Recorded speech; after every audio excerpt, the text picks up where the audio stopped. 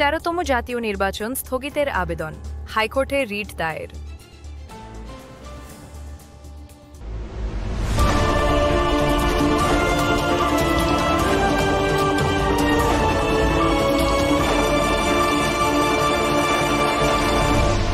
Channel CB. আসসালামু আলাইকুম, দেখছেন চ্যানেল সিবি। আজকের সবচেয়ে বড় রাজনৈতিক খবরের দিকে নজর দেওয়া যাক। আসছে জাতীয় সংসদ নির্বাচন, কি তবে পিছিয়ে যাচ্ছে? নির্বাচন সংক্রান্ত সকল কার্যক্রম স্থগিত চেয়ে হাইকোর্টে দায়ের করা হয়েছে একটি রিট পিটিশন। আসছে ত্রয়োদশ জাতীয় সংসদ নির্বাচন সংক্রান্ত সকল কার্যক্রম স্থগিতের আবেদন জানিয়ে এই রিট পিটিশনটি দায়ের করা হয়েছে।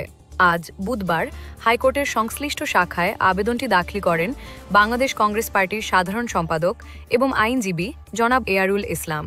রিটকারী আইনজীবী এয়ারুল ইসলাম জানিয়েছেন, আগামী সপ্তাহেই রিটটির শুনানি হতে পারে। হাইকোর্টের যে বেঞ্চে এই শুনানি হওয়ার সম্ভাবনা রয়েছে সেটি গঠিত হয়েছে বিচারপতি সিকদার মাহমুদুর রাজি এবং বিচারপতি রাজিউদ্দিন আহমেদকে নিয়ে। মনে রাখতে হবে, অন্তর্বর্তী সরকার ইতিমধ্যে ঘোষণা করেছে যে আগামী বছরের ফেব্রুয়ারি মাসের প্রথমার্ধেই জাতীয় সংসদ নির্বাচন এবং একই সঙ্গে জুলাই জাতীয় সনদের উপর গণভোট অনুষ্ঠিত হবে। এদিকে গত শনিবারই প্রধান নির্বাচন commissioner CEC AMM Nasir Uddin জানিয়েছিলেন যে নির্বাচনের তফসিল আগামী ডিসেম্বরের দ্বিতীয় সপ্তাহে ঘোষণা করা হতে পারে।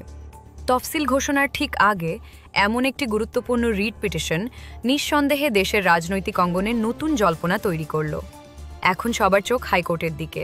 নির্বাচন স্থগিতের এই আবেদন গৃহীত হয় কিনা এই বিষয়ে পরবর্তী যে কোনো আপডেটের জন্য আমাদের চ্যানেলটি সাবস্ক্রাইব করে আমাদের সঙ্গেই থাকুন। আজকের মতো এই পর্যন্তই। ধন্যবাদ। Subscribe now for daily news and updates.